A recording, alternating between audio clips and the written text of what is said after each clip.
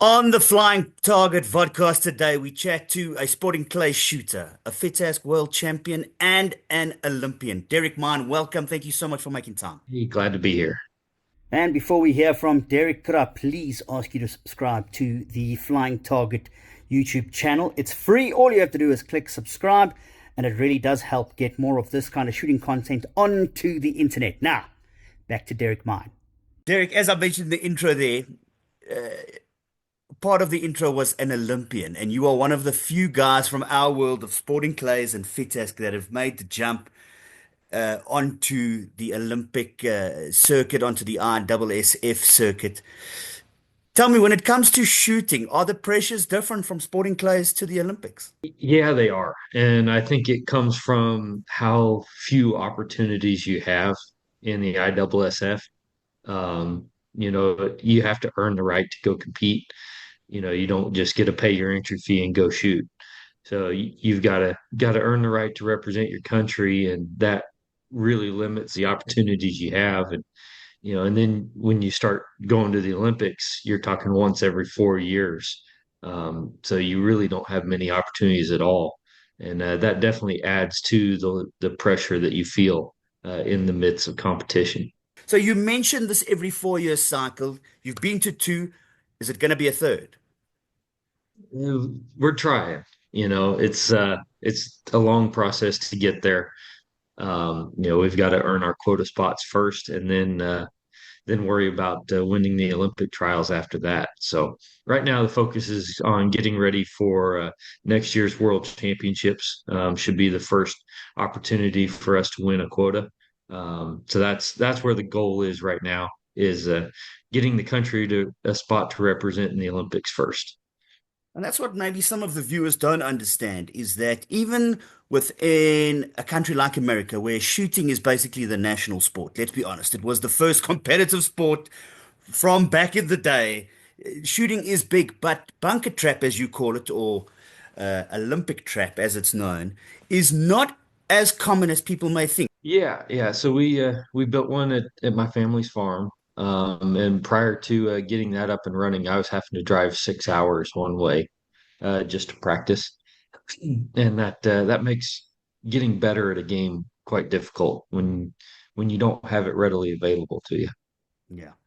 So luckily now you do have the facilities and the space to be able to do it at home.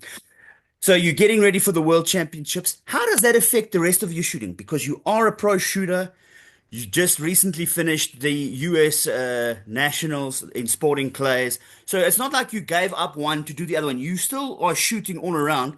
Winning the world all around kind of makes sense all those years ago. I mean, that was you had to shoot bunker, you had to shoot skeet, you had to shoot some sporting clays, you had to shoot some Helise, and Derrick was the 2018 champion, a true all around thing. So shooting is in your blood. Yeah, yeah. I've had a love of shooting my entire life. This was my 31st year of competition. I shot my first tournament in '94, I believe. So for sure, 99. first targets in '94. First tournament might have been '95. So yeah, I've been at it for a while, and I don't see myself ever stopping. I love to go to the tournaments, love to compete. But as far as like the all around stuff goes, I've always been a firm believer that if you're shooting and competing, you're learning something. And so switching disciplines to me doesn't impact negatively on another discipline. That's interesting because I know a lot of guys, they, especially the guys who are wanting to go to the Olympics, they just become solitary focused. That's all they want to do. And it actually makes sense. You know, if you're competing, you're learning something. So let's talk about the learnings from the young man who started shooting in 1994 to the two-time Olympian, the multiple world champion. Are you still learning stuff? Every day. I always say that my game is a constant evolution. There's always things you pick up here or there.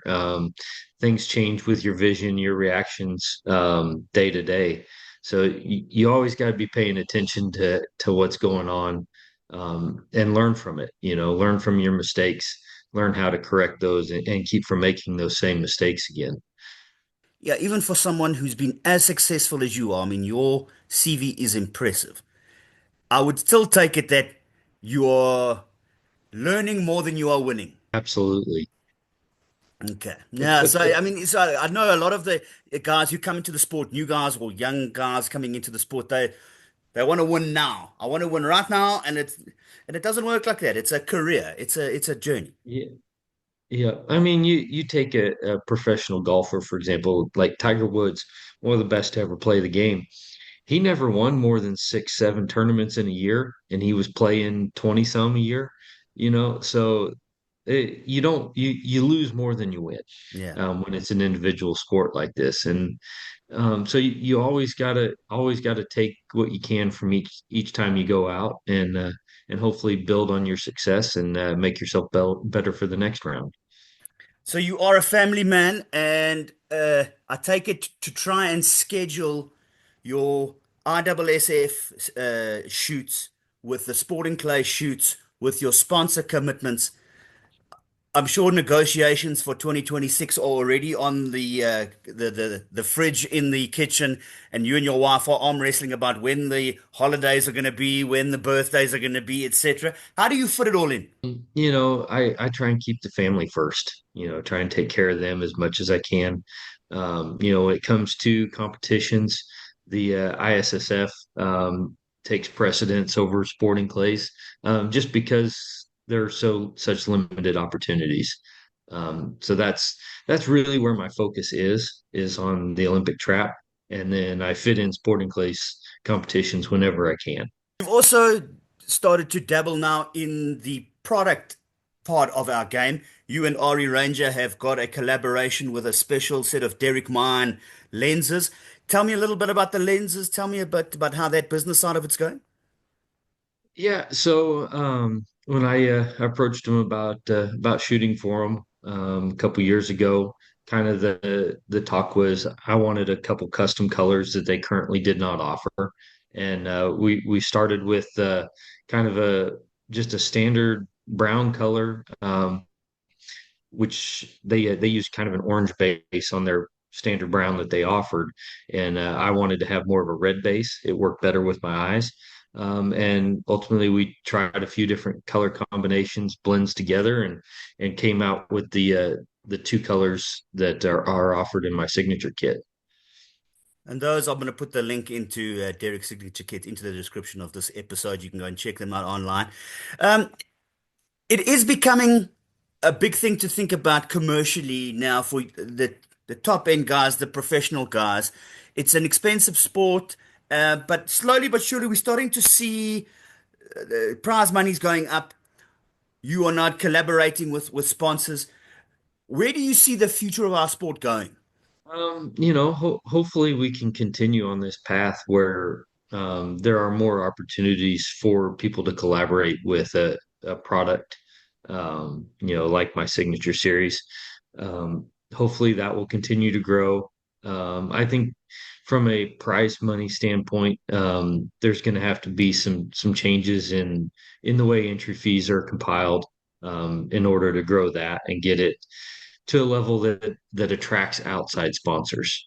I think that's the piece that we're lacking the most in our game is it's the same companies within the industry that are always involved in sponsoring the tournaments, and that's a uh, limited amount of funds, so it doesn't really have much room to grow. So we need to do more as an industry to attract outside sponsorships, to help grow that prize fund. So, your most recent Olympic Games was in Paris. You made the final six. Tell us a little bit about the preparation going into that from qualifying, winning the spot. So, getting ready for 2024 in Paris, we had to go all the way back to 2022. That was the first year, with COVID delaying the Tokyo Olympics a year, we kind of lost our off year in the Olympic cycle. So at the start of 2022, I built myself a new gun, kind of rebuilt my bunker game from the ground up, um, and start focusing on that. And that led me to the World Championships in 2022 in Croatia. I won that event, and that was the first opportunity we had to win a country quota spot, as it's called. So that gave our country a spot to compete in Paris.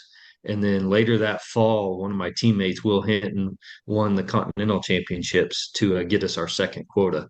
Um, and then, but that didn't guarantee either of us a spot in the games. We had to go to our Olympic trials, which started in the fall of 2023. We had our first half, and then in the spring of 2024, we had the second half. Total of 500 targets, and Will Hinton and I came out on top in that selection process, and that is what guaranteed our spots in Paris. Incredible. Will Henson, also a sporting clay shooter. Some will Yeah, remember him from the PSCA. He made an appearance there, yeah. and it's great to see the sporting Uh, clays guy he, flying the flag for I Olympians. believe he won a FITASC Junior World Championship There we um, go. before he joined the Army. Okay, so you've Yeah, won ISSF or ISSF medals, and you've won a World Fitter. Is it unfair to ask which one was more special? certainly the ISSF. And that just comes from I was the first American since 1966 to win that event, win men's trap. So that was a pretty special moment. You know, I never really had much of a coach in sporting, but when I started pursuing the Olympics, I began working with Lance Bade and Jay Waldron, two very accomplished Olympic trap shooters in their own right. Both were Olympians. Lance was the last American to win an Olympic medal, but he never won a world championship. He was silver twice. It kind of meant a lot that I was able to win that with him there supporting me. He was there actually at the tournament as my coach, and so that was pretty special. Getting to share that moment with him. So tell me, we see it now when you guys walk out. What are you and the coach talking about? Surely it's not shooting related or actual the physical shooting. Is it more the mental game? Is it more keeping you calm? What are you and the coach talking about? We're just there talking about much of anything. We're just having casual conversation, just kind of letting myself relax before stepping onto the field to start competing. Okay, so Derek, I watched you win in 2019 your ICTSF World Championship in Dublin. Being sporting clays, it was out in a beautiful part of Ireland, but there were no facilities there. There were no grandstands. There were no music systems playing and pumping. You've won a gold medal at an ISF event. You've won two of them, and you've won some other medals as well. What's the pressure difference, or what does it feel like being on an Olympic trap range, winning a medal, to being on a sporting clays range, winning a gold medal? Well, to be fair, there in Ireland, there was a very large crowd that stuck around to watch that final. So that was very, very awesome. Anytime we get big crowds, it gives me an extra jolt of energy that I feel like helps me step up my game. You know, I my wife always says that I like to make things dramatic and that I thrive under those pressure moments. But that's I've always enjoyed getting opportunities to show off. And so being in front of a large crowd just helps energize me, helps me kind of push my game to the next level and get hyper focused on what I'm doing. Hmm. Um, in Italy when I won the World Feet Task in 2016, I think there were over 100 people that were following, watching my last parkour. I enjoy the crowds. I enjoy being in front of a crowd of people, doing what I feel like I do best, and that's trying to break targets. Now, there's not just one man who shoots well. Your dad is a multiple time world champion, am I right in saying, in Helis? Yeah, so he won the 2011 World Police Championship, and I believe he's won veterans at least once. I know he's gotten two or three bronze medals in Police at the World Championships. One of them he beat me for in a shoot off. But yeah, he's a very accomplished shooter in his own right. Certainly one of the best to ever play the game of police here in the U.S. So tell me, you mentioned that you live out on a farm. I know it's going into winter time now, a little bit of hunting season. Have you got any hunting plan? I actually filled my deer tag last week. Uh, it was the first day I had a chance to get out and hunt, and had a nice 10-point whitetail buck come by and I stuck an arrow in him. So Fantastic. Also, being out in the country, I'm sure that's where you get to relax with the family, between what is quite a hectic shooting schedule in a year. yeah, it keeps me busy, but it's certainly nice to get to spend some time at home. Unfortunately, I got to get back on the road later this week. We've got a selection match for next year's World Cup team in Tucson coming up next week. So I got to get back on the road. One more competition this year, and then I'll be able to relax and take it easy for about a month before things get kicked back off after the first of the year. Then you're off to Florida for the Jack Links Cup, and it all starts again. A busy 10 Yep. months of shooting. Yes, it is.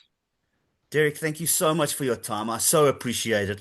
It's so great to watch you shooting at the ISSF events, and it's great to have you on the Flying Target podcast. Thanks for your time, sir. Hey, glad to be here. Thanks for having me.